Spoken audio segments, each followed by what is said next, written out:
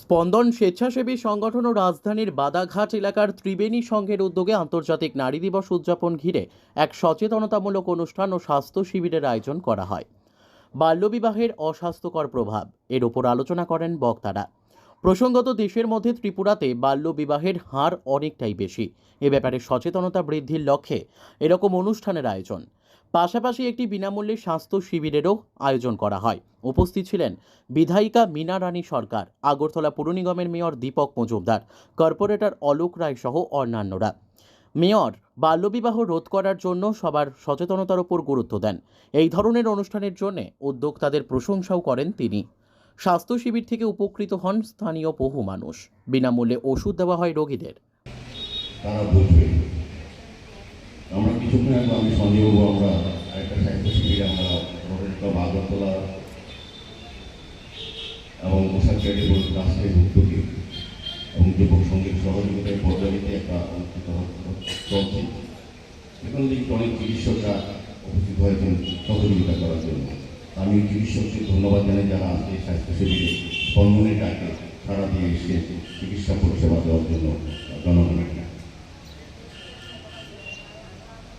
স্পন্দন সংস্থা বিভিন্ন প্রোগ্রামের আয়োজন দিয়েছে। এর সঙ্গে যারা যুক্ত আছেন তারা বিভিন্নভাবে সারা বছর ব্যাপী সামাজিক দায়িত্ব, সামাজিক কর্তব্য হিসাবে সামাজিক বিভিন্ন কাজ তারা মানুষের জন্য করে থাকে। তো আন্তর্জাতিক নারী দিবসকে সামনে রেখে তারা এই ধরনের প্রোগ্রামে আয়োজন করাতে আমি তাদেরকে ধন্যবাদ জানাই।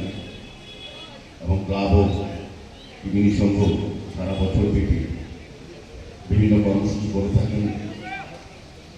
তারাও সামাজিক দায়িত্ব কর্তব্য হিসেবে কাজ করে।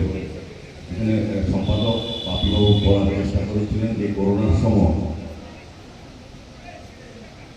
এই ক্লাব এবং আমরা চেষ্টা করেছিলাম এই এলাকা বা শহরে বা রাজ্যে করোনা আক্রান্ত কিংবা করোনার সময় মানুষকে সচেতন করা, সতর্ক করা, তাদেরকে সহযোগিতা সরকারের কাছে থেকে স্বাস্থ্যবিধি মেনে এই ত্রিবেণী সঙ্গ আমি লক্ষ্য করেছিলাম। তাদের যে প্রথম আমরা যেটা করোনার সময় টিকাকরণের প্রোগ্রাম আমরা সরকারের সঙ্গে মিলে করার চেষ্টা করেছিলাম। ক্লাব ফোরাম যখন সভাপতি আমি ছিলাম, সম্ভবত অলোক বাবু এবং ত্রিবেণী সঙ্গে যারা ছিলেন তাদের অত্যন্ত উৎসাহ আগ্রহের জন্য বা তারা চিন্তা ভাবনা করার জন্য তখন প্রথম প্রোগ্রাম আমরা ত্রিবেণী সঙ্গে দিয়েছিলাম। পরপর কয়েকটি প্রোগ্রাম তারা আমাদের থেকে আদায় করেছে। তাদেরকে এলাকার লোকদের সুস্থ রাখা, বাঁচিয়ে রাখার যে চিন্তা ভাবনা এটার মধ্যে ফুটে উঠে তাদের কত ভাবনা দিয়ে এলাকার লোকের জন্য। তো সেই কারণে আমাদের সরকার বা আমার তৎকালীন সময় আমরা কিন্তু সবাই চেষ্টা করেছি যাতে এই bureau report, news tele Bharat.